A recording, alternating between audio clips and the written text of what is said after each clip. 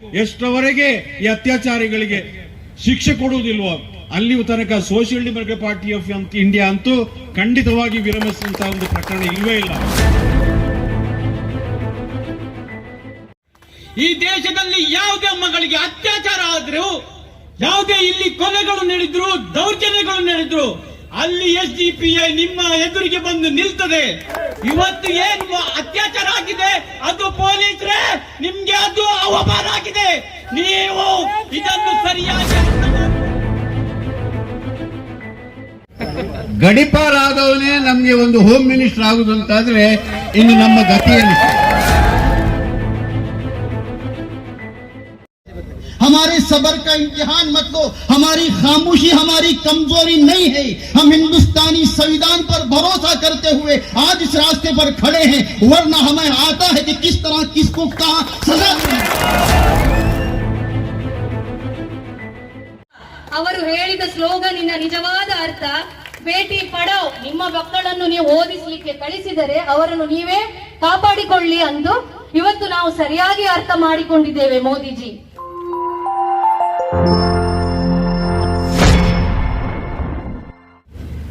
ದೆಹಲಿಯ civil defence ನಲ್ಲಿ ಕೆಲಸ ಮಾಡುತ್ತಿದ್ದಂತಹ ಸಾಬಿಯಾ ಎಂಬ ಹೆಣ್ಣು ಹುಡುಗಿಯ ಭೀಕರವಾದ ಹತ್ಯೆ ಮತ್ತು ಅತ್ಯಂತ ಬರ್ಬರವಾಗಿ ಅತ್ಯಾಚಾರ ಮಾಡಿದಂಥ ಪ್ರಕರಣವನ್ನು ಖಂಡಿಸಿ ನಾವು ಇವತ್ತು ಸಾವಿರಾರು ಸಂಖ್ಯೆಯಲ್ಲಿ ಇಲ್ಲಿ ಸೇರಿದ್ದೇವೆ. ನಮ್ಮ ದೇಶದ ಅತ್ಯಂತ ದುರದೃಷ್ಟ ಏನಂತ ಹೇಳಿದ್ರೆ, ಈ ದೇಶದಲ್ಲಿ ಬಡತನ ಇದೆ, ಈ ದೇಶದಲ್ಲಿ ಶಿಕ್ಷಣದ ಕೊರತೆ ಇದೆ, ಅನ್ಎಂಪ್ಲಾಯ್ಮೆಂಟ್ ಇದೆ, ಎಲ್ಲಾ ಕಡೆಗಳಲ್ಲಿ ಜನ ಹಣಕ್ಕಾಗಿ ಹಾಹಾಕಾರ ಮಾಡ್ತಾ ಇದ್ದಾರೆ. ಜನರಿಗೆ ಇವತ್ತು ಶಾಂತಿ ನೆಮ್ಮದಿ ಇಲ್ಲದಂತ ಈ ಸಂದರ್ಭದಲ್ಲಿ ನಾವು ನಮ್ಮ ಮಕ್ಕಳಿಗೆ ಕೆಲಸಕ್ಕಾಗಿಯೋ ಉದ್ಯೋಗಕ್ಕಾಗಿಯೋ ಮನೆಗಾಗಿಯೋ ಯಾವುದಕ್ಕೂ ಇವತ್ತು ಪ್ರತಿಭಟನೆ ಮಾಡ್ತಾ ಇಲ್ಲ. ನಾವು ಇವತ್ತು ನಮ್ಮ ದುರದೃಷ್ಟ ಏನಂತ ಹೇಳಿದ್ರೆ, ನಮ್ಮ ಹೆಣ್ಣು ಮಗಳ ಮಾನ ಉಳಿಸಲಿಕ್ಕೆ ಇವತ್ತು ಪ್ರತಿಭಟನೆ ಮಾಡುವಂತ ಒಂದು ದುರದೃಷ್ಟ ನಮ್ಮ ದೇಶಕ್ಕೆ ಬಂದಿದೆ. ಸಾಬಿಯಾ ಎಂಬ ಹೆಣ್ಣು ಮಗಳು ಮಾಡಿದ ಕೆಲಸ ಏನು? ಆ ಹೆಣ್ಣು ಹುಡುಗಿ ಅಲ್ಲಿ ಸಿವಿಲ್ ಡಿಫೆನ್ಸ್ ನಲ್ಲಿ ಕೆಲಸ ಮಾಡುತ್ತಾ ಇರುವಂತಹ ಸಂದರ್ಭದಲ್ಲಿ ಸಾಕಷ್ಟು ಹಫ್ತಾ ಬರ್ತಾ ಇತ್ತಂತೆ. ಅಲ್ಲಿ ಬೇರೆ ಬೇರೆ ಕಡೆಗಳಿಂದ ಪೊಲೀಸ್ ಡಿಪಾರ್ಟ್ಮೆಂಟ್, ಸಿವಿಲ್ ಡಿಫೆನ್ಸ್ ಅಂದ್ರೆ ಪೊಲೀಸ್ ಡಿಪಾರ್ಟ್ಮೆಂಟ್ ದೆಹಲಿಯಲ್ಲಿ ಇರುವಂತದ್ದು. ಅಲ್ಲಿ ಹಫ್ತಾ ಬರುವಂತ ಸಂದರ್ಭದಲ್ಲಿ ಒಬ್ಬ ಅಧಿಕಾರಿಗೆ ಅದು ನಿರಂತರವಾಗಿ ಹಫ್ತಾ ಬರ್ತಾ ಇತ್ತು. ಈ ಹೆಣ್ಣುಗಳ ಈ ಸಾಬಿಯಾಳ ಕೈಗಳ ಮುಖಾಂತರ ಬಂದು ಅದನ್ನ ಅಧಿಕಾರಿಗಳಿಗೆ ಕೊಡ್ತಾ ಇದ್ರು. ಏನೋ ಅಲ್ಲಿ ಏನೋ ಒಂದು ಕಿತಾಪತಿ ಆಗಿದೆ, ಏನೋ ನಡೆಯಬಾರದಂತ ಒಂದು ಕೆಲಸ ಆಗಿದೆ.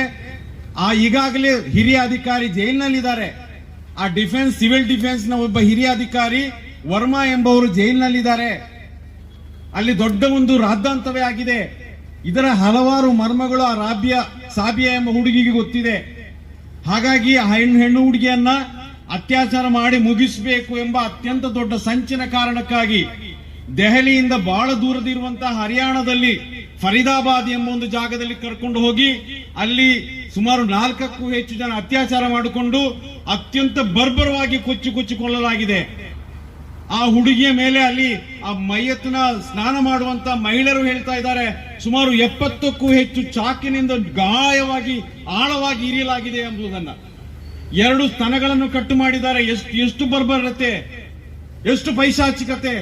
ಗುಜರಾತ್ನಲ್ಲಿ ಮಹಿಳೆಯ ಭ್ರೂಣವನ್ನು ಸೀಳಿದಂತ ಒಂದು ಘಟನೆಯನ್ನು ನಾವು ಕೇಳಿದ್ದೀವಿ. ಅಷ್ಟೇ ಪೈಶಾಚಿಕವಾದಂತಹ ಕೃತ್ಯ. ಆ ಹೆಣ್ಣು ಹುಡುಗಿ 2 ಸ್ನಾನಗಳನ್ನು ಕೀಳಲಾಗಿದೆ. ಅದರ ಜೊತೆಗೆ ದೇಹದ ಇಡೀ ತಲೆಯಿಂದ ಕಾಲಿನವರೆಗೆ ಎಲ್ಲಾ ಕಡೆಗಳಲ್ಲಿ ಬಹಳ ಆಳವಾಗಿ ದೊಡ್ಡದಾದಂತಹ ಕತ್ತಿಯಿಂದ ಆಳವಾಗಿ ಇರಿದಂತಹ ಪ್ರಕರಣಗಳು ನೋಡ್ಲಿಕ್ಕೆ ಸಾಧ್ಯವಿಲ್ಲ. ಮೈಯತ್ತನ್ನ ಸ್ನಾನ ಮಾಡುವಂತ ಮಹಿಳೆಯರು ಮೂರ್ಛೆ ತಪ್ಪಿ ಬೀಳುವಂತ ಸಂದರ್ಭ ಬಂದಿತ್ತು ಅಂತ ಹೇಳಿ ಈ ತರದ ಅತ್ಯಂತ ಬರ್ಬರವಾಗಿ ಅತ್ಯಂತ ಪೈಶಾಚಿಕವಾಗಿ ಕೊಲ್ಲಲಾಗಿದೆ. ಆ ನಂತರ ಪೋಸ್ಟ್ ಮಾರ್ಟಮ್ ರಿಪೋರ್ಟ್ ನಲ್ಲಿ ಏನು ಬಂತು ಅಂತ ಹೇಳಿದ್ರೆ, ಅತ್ಯಾಚಾರವೇ ನಡೆದಿಲ್ಲ, ಸೊಂಟದ ಕೆಳಭಾಗದಲ್ಲಿ ಯಾವುದೇ ಗಾಯ ಇಲ್ಲ ಅಂತ ಬಂತು. 2019 ಕಳೆದ ವರ್ಷದ ರಿಪೋರ್ಟ್ ಪ್ರಕಾರ ನ್ಯಾಷನಲ್ ಕ್ರೈಮ್ ರೆಕಾರ್ಡ್ ಬ್ಯೂರೋ, ರಾಷ್ಟ್ರೀಯ ಅಪರಾಧ ಮತ್ತು ಏನು ಅದರ ತನಿಖಾ ಒಂದು ಕೇಂದ್ರ ಇದೆ, ಅದರ ಕೊಟ್ಟ ವರದಿ ಪ್ರಕಾರ ಕಳೆದ ವರ್ಷದಲ್ಲಿ 2019ನಲ್ಲಿ 32,033 ಅತ್ಯಾಚಾರಗಳು ನಡೆದಿದೆ ಅಂತ ಹೇಳಿ ಅದು ಲೆಕ್ಕ ಕೊಡ್ತಾ ಇದೆ. ಅಲ್ಲಿ ಸಾಬಿಯಾ ಎಂಬ ಹೆಣ್ಣು ಹುಡುಗಿಯ ಈ ಒಂದು ಅತ್ಯಾಚಾರ ಪ್ರಕರಣ ಬಗ್ಗೆ ದೇಶದಾದ್ಯಂತ ಇಷ್ಟೊಂದು ದೊಡ್ಡ ಈ ಪ್ರತಿಭಟನೆ ನಡೀಬೇಕಾಗಿರೋ ಅನೇಕ ಕಾರಣಗಳಿದೆ. ಒಂದನೇದಾಗಿ ಯಾರು ನಾನು ಅತ್ಯಾಚಾರ ಮಾಡಿ ಯಾರನ್ನು ಕೊಂದಿದ್ದೇನೆ ಅಂತ ಹೇಳಿ ಪೊಲೀಸ್ ಸ್ಟೇಷನ್ ಹೋಗಿ ಸರೆಂಡರ್ ಆಗಿದ್ದಾನೆ, ಆ ವ್ಯಕ್ತಿಯನ್ನ ಪೊಲೀಸ್ನವರು ಕಸ್ಟಡಿಗೆ ಕೇಳಲಿಲ್ಲ. ಸಾಮಾನ್ಯವಾಗಿ ಎಲ್ಲಾದ್ರೂ ಒಂದು ಕೊಲೆ ಪ್ರಕರಣ ಆದ್ರೆ, ಅತ್ಯಾಚಾರ ಆದ್ರೆ ಪೊಲೀಸರು ಏನ್ ಮಾಡ್ತಾರೆ ಅಂತ ಹೇಳಿದ್ರೆ ಮ್ಯಾಜಿಸ್ಟ್ರೇಟ್ ಮುಂದೆ ಹೋಗಿ ನನಗೆ 15 ದಿವಸಗಳ ಪೊಲೀಸ್ ಕಸ್ಟಡಿ ಕೊಡಬೇಕು ಅಂತ ಕೇಳ್ತಾರೆ. ಆದ್ರೆ ಈ ಒಂದು ಪ್ರಕರಣದಲ್ಲಿ ಪೊಲೀಸರು ಆ ಅಪರಾಧಿಯನ್ನ ನನಗೆ ಕಸ್ಟಡಿ ಕೊಡಬೇಕಂತ ಕೇಳಿ ನೇರವಾಗಿ ಮ್ಯಾಜಿಸ್ಟ್ರೇಟ್ರು ಅಲ್ಲಿ ನ್ಯಾಯಾಂಗ ಅಂದ್ರೆ ಬಂಧನ ಅಂದ್ರೆ ಜೈಲಿಗೆ ಕಳಿಸಿದ್ದಾರೆ. ಹಾಗಾದ್ರೆ ಪೊಲೀಸರು ಈ ಒಂದು ಹುಡುಗನನ್ನ ಯಾರು ಅತ್ಯಾಚಾರ ಮಾಡಿದ ಸರೆಂಡರ್ ಆಗಿದ್ದಾನೆ, ಆ ಹುಡುಗನನ್ನ ಬಲಿಪಶುವನ್ನು ಮಾಡಿಕೊಂಡು ಯಾರನ್ನ ರಕ್ಷಣೆ ಮಾಡ್ತಾ ಇದ್ದಾರೆ. ಆನಂತರ ಪೋಸ್ಟ್ ಮಾರ್ಟಮ್ ರಿಪೋರ್ಟ್ ನಲ್ಲಿ ಅತ್ಯಾಚಾರ ಆಗಿಲ್ಲ, ಸೊಂಟದ ಕೆಳಗೆ ಯಾವುದೇ ರೀತಿ ಗಾಯ ಇಲ್ಲ ಅಂತ ಬಂದಿದ್ರೆ ಪೋಸ್ಟ್ ಮಾರ್ಟಮ್ ಮುಖಾಂತರ ಕೂಡ ಅಪರಾಧಿಗಳನ್ನು ರಕ್ಷಣೆ ಮಾಡುವಂತ ಕೆಲಸ ನಡೀತಾ ಇದೆ ಅಂತ ಗೊತ್ತಾಗುತ್ತೆ. ಆದರೆ ಅತ್ಯಾಚಾರಿಗಳು ಏನು ಈ ದೇಶದ ಸಂವಿಧಾನದಲ್ಲಿ ಅತ್ಯಂತ ದೊಡ್ಡ ಶಿಕ್ಷೆ ಏನಿದೆ ಅದು ಕೊಟ್ಟೇ ಕೊಡಬೇಕು. ಎಷ್ಟರವರೆಗೆ ಈ ಅತ್ಯಾಚಾರಿಗಳಿಗೆ ಈ ಸಾಬಿಯಾ ಪ್ರಕರಣದಲ್ಲಿ ಒಳಗೊಂಡಂತಹ ದುಷ್ಕರ್ಮಿಗಳಿಗೆ ಶಿಕ್ಷೆ ಕೊಡುವುದಿಲ್ವೋ ಅಲ್ಲಿಯೂ ತನಕ social democratic party of India ಅಂತೂ ಖಂಡಿತವಾಗಿ ವಿರಮಿಸುವಂತಹ ಒಂದು ಪ್ರಕರಣ ಇಲ್ವೇ ಇಲ್ಲ. ಪ್ರತ್ಯೇಕವಾಗಿ ನಮ್ಮ ಸಹೋದರ ರಾಬಿಯಾ ಸೈಫಿ ಬಗ್ಗೆ ಮಾತನಾಡೋದಾದ್ರೆ, ಒಬ್ಬ ಸಿಪಾಯಿಯಾಗಿ ಈ ದೇಶದ ಒಂದು ರೀತಿಯಲ್ಲಿ ರಕ್ಷಣೆ ಮಾಡುವಂತಹ ಸ್ತ್ರೀ, ಈ ದೇಶದಲ್ಲಿ ಕಾನೂನನ್ನು ಪಾಲಿಸುವಂತಹ ಒಬ್ಬ ಸ್ತ್ರೀ, ಅವರಿಗೆ ಈ ರೀತಿಯ ಒಂದು ಅತ್ಯಾಚಾರ ಆಗ್ತದಂತಾದ್ರೆ ನಮ್ಮ ಸಾಮಾನ್ಯ ಸ್ತ್ರೀಯರ ಗತಿ ಏನು? ಇದಕ್ಕಾಗಿ ನಾವು ಅಲ್ಲಿ ಪ್ರಶ್ನೆ ಕೇಳಬೇಕಾದ್ದು ಆ ಶಾ ಅವರ ಹೆಸರೇನು, ಹೋಮ್ ಮಿನಿಸ್ಟರ್ ಅಮಿತ್ ಶಾ ಯಾಕಂತ ಹೇಳಿದ್ರೆ ದಿಲ್ಲಿಯ ಪೊಲೀಸ್ ಆಡಳಿತ ಇರುವಂತಹದ್ದು ಸೆಂಟ್ರಲ್ ಗವರ್ಮೆಂಟ್ ಅಲ್ಲಿ, ಕೇಂದ್ರ ಸರ್ಕಾರದಲ್ಲಿ. ಹಾಗಾಗಿ ಅಮಿತ್ ಶಾ ನಮ್ಮ ಹೋಮ್ ಮಿನಿಸ್ಟರ್ ಅವರ ಹತ್ರ ಕೇಳಬೇಕು. ಅದೇ ಈಗ ಒಬ್ರು ಹೇಳಿದ್ರು, ಗಡಿಪಾರ್ ಆದವನೇ ನಮ್ಗೆ ಒಂದು ಹೋಮ್ ಮಿನಿಸ್ಟರ್ ಆಗುದು ಅಂತಾದ್ರೆ ಇನ್ನು ನಮ್ಮ ಗತಿ ಏನಿದೆ? ಅಂತವನೇ ನಮ್ಗೆ ಒಂದು ಹೋಮ್ ಮಿನಿಸ್ಟರ್, ಗೃಹ ಮಂತ್ರಿ ಆದ್ರೆ ಇದು ನಮ್ಮ ಗ್ರಹಚಾರ ವಿನಃ ಇದು ನಮ್ಮ ಒಳಿತಕ್ಕೆ ಅಲ್ಲ. सरकारी महकमे पुलिस में रहने वाली मुस्लिम खातून को बेदर्दी के साथ इस्मत दरी करके उसके दिन दहाड़े कत्ल किया गया। क्यों? इसलिए कि वो मुसलमान थी।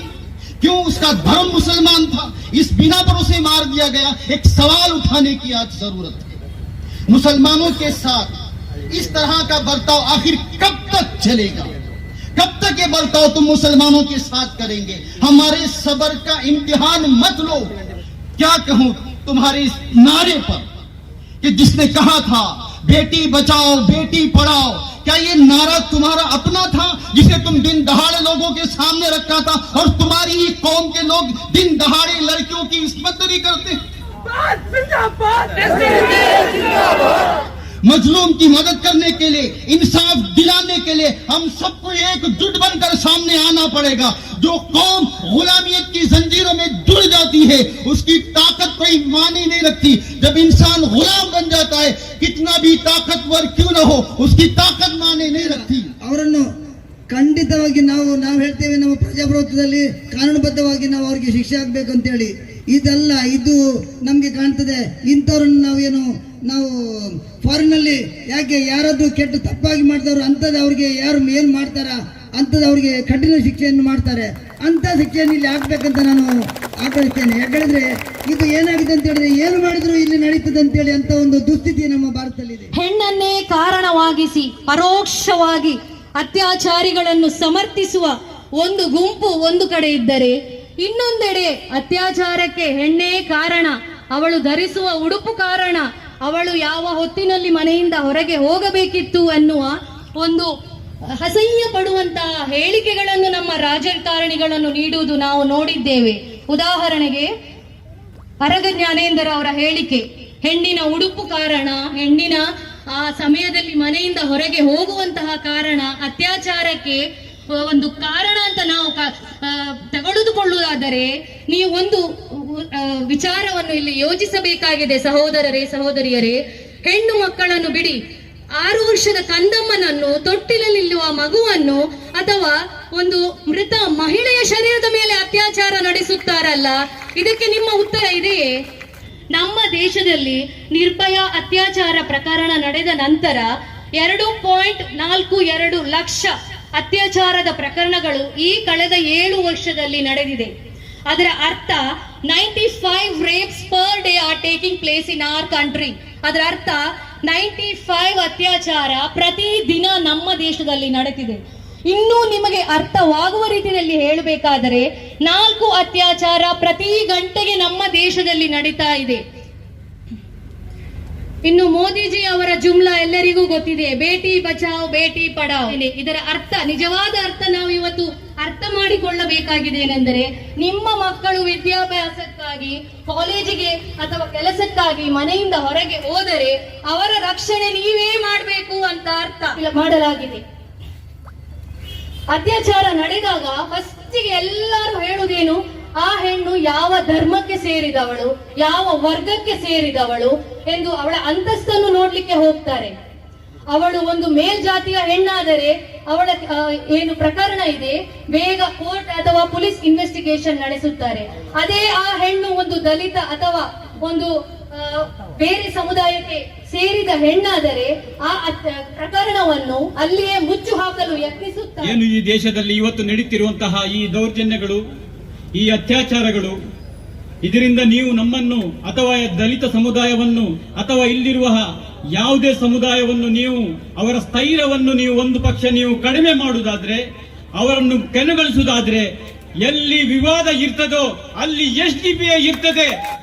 ನಿಮ್ಮ ಯಾವುದೇ ವಿವಾದಕ್ಕೆ ಉತ್ತರವಾಗಿ ನಾವು ಇವತ್ತು social democratic party of India ನಿಮ್ಮೊಂದಿಗೆ ನಾವು ನಿಲ್ತೇವೆ ಎಂದು ನಾನು ಇವತ್ತು ಘೋಷಾಘಂಟವಾಗಿ ಹೇಳ್ತೇವೆ. ಈ ದೇಶದಲ್ಲಿ ಯಾವುದೇ ಮಗಳಿಗೆ ಅತ್ಯಾಚಾರ ಆದ್ರೂ, ಯಾವುದೇ ಇಲ್ಲಿ ಕೊಲೆಗಳು ನಡೆದ್ರು, ದೌರ್ಜನ್ಯಗಳು ನಡೆದ್ರು, ಅಲ್ಲಿ SDPI ನಿಮ್ಮ ಎದುರಿಗೆ ಬಂದು ನಿಲ್ತದೆ. ಇವತ್ತು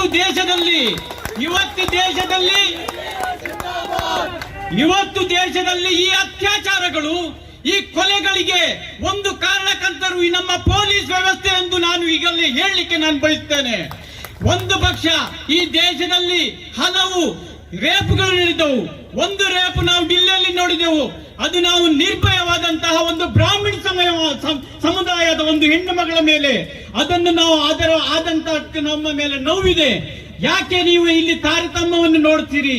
ಯಾಕೆ ಇಲ್ಲಿ ನೀವು ಜಾತಿ ಧರ್ಮಗಳನ್ನು ನೀವು ನೋಡ್ತೀರಿ? ಒಂದು ಪಕ್ಷ ಅದು ಹೆಣ್ಣು ಮಗಳು ಆದ್ರೆ ಯಾಕೆ ಆಸಿಫಾ ಹೆಣ್ಣು ಮಗಳು ಅಲ್ಲ?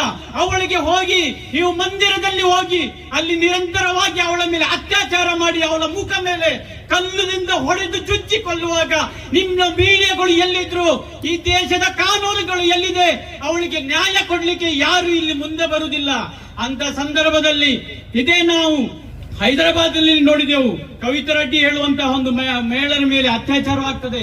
ಅಲ್ಲಿ ಪೊಲೀಸರು ಏನು ತನಿಖೆಗಳು ಚುರುಕು ಆಗ್ತದೆ. ಪೊಲೀಸರು ಅವರಿಗೆ ನ್ಯಾಯಾಂಗಕ್ಕೆ ತೆಗೆದುಕೊಂಡು ಹೋಗುದಿಲ್ಲ, ಅವರಿಗೆ ತೆಗೆದುಕೊಂಡು ಎನ್ಕೌಂಟರ್ ಮಾಡ್ತಾರೆ. ಮಾಡಬೇಕಾದಂತ ಕೆಲಸ ಆಗಿದೆ. ನಾವು ಪೊಲೀಸರಿಗೆ ನಾವು ಗೌರವಿಸ್ತೇವೆ ಅಂತ ನಿಮಗೆ ಸೇಮ್ ಆಗಿರಬೇಕು ಪೊಲೀಸರೇ.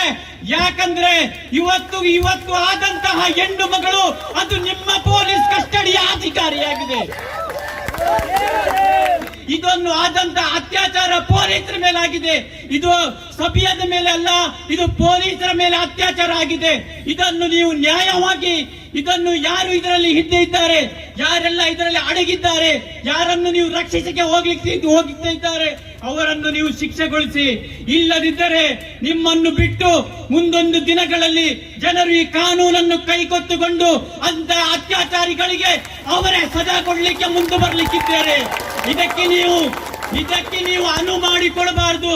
ಈ ಹಿಂದೆ ನಮ್ಗೆ ಹೇಳಿದ ಹಾಗೆ ಇಲ್ಲಿ ಇರುವಂತಹ ಸಂವಿಧಾನ, ಇಲ್ಲಿ ಇರುವ ಜಾತ್ಯತೀತವನ್ನು ನಾವು ಎತ್ತಿ ಹಿಡಿತಾ ಇದ್ದೇವೆ. ಈ ಸಬೂರನ್ನು ನೀವು ಖಂಡಿತವಾಗಿಯೂ ನೀವು ಜನರಲ್ಲಿ ಈ ತಾಳ್ಮೆಯನ್ನು ಮತ್ತೆ ಪುನಃ ನೋಡ್ಲಿಕ್ಕೆ ಹೋಗಬೇಡಿ. ಸರಿಯಾದ ನ್ಯಾಯವಾಗಿ ಎಲ್ಲರಿಗೆ, ಅದು ಬ್ರಾಹ್ಮಣ ಸಮುದಾಯವಾಗಿರ್ಲಿ, ದಲಿತ ಸಮುದಾಯವಾಗಿರ್ಲಿ, ಮುಸ್ಲಿಂ ಸಮುದಾಯವಾಗಿರ್ಲಿ, ಯಾರ ಮೇಲೆ ಅತ್ಯಾಚಾರ ದೌರ್ಜನ್ಯ ಆದ್ರೆ ಆ ಹೆಣ್ಣು ಮಗುವಿಗೆ ನ್ಯಾಯ ಕೊಡುವಂತಹ ನ್ಯಾಯ ಕೊಡಿಸಬೇಕಂತ ಹೇಳ್ತಾ ನನ್ನ ಮಾತನ್ನು ನಾನು सबसे आगे है। पूरी दुनिया इस मुल्क को, इस हमारे भारत को, जिसके हमारे बाप दादा ने और हमारे उलमा ने आजादी दिलाई और इसकी तरक्की की और हर तरीके से इस मुल्क की हिफाजत और इस मुल्क की तरक्की में अपना रोल अदा किया, लेकिन आज चंद लापरवाह हुकूमतदारों की वजह से और हुकूमती अहलकारों की वजह से पूरी दुनिया में बदनाम हो रहा है। आज हम देखते हैं, जैसा कि बताया गया कि एक साल में 32,000 रेप होते हैं, गोया कि एक घंटे में तकरीबन 2 रेप गोया कि इस मुल्क में हो रहे हैं। और जिस तरीके से राबिया सैफी के इज्तिमाई असमत दरी की गई, गैंग रेप किया गया, फिर उसको जख्मी किया गया, टुकड़े टुकड़े किया गया, तड़पाया गया और फिर हर तरीके से उसके जिस्म को नोच कर उसको कत्ल किया गया और उसको मौत के घाट उतारा गया, ये काबिल मजम्मत है। हम मुसलमान होने की हैसियत से नहीं बल्कि इंसानियत की हैसियत से इस वाक़ई की हम मजम्मत करते हैं, चाहे वो राबिया सैफी हो या इस जैसे जितने मामलात अब तक हो रहे हैं और आइंदा जब कभी होंगे, इसके खिलाफ हम आवाज बुलंद करते हैं और इसकी मजम्मत करते हैं।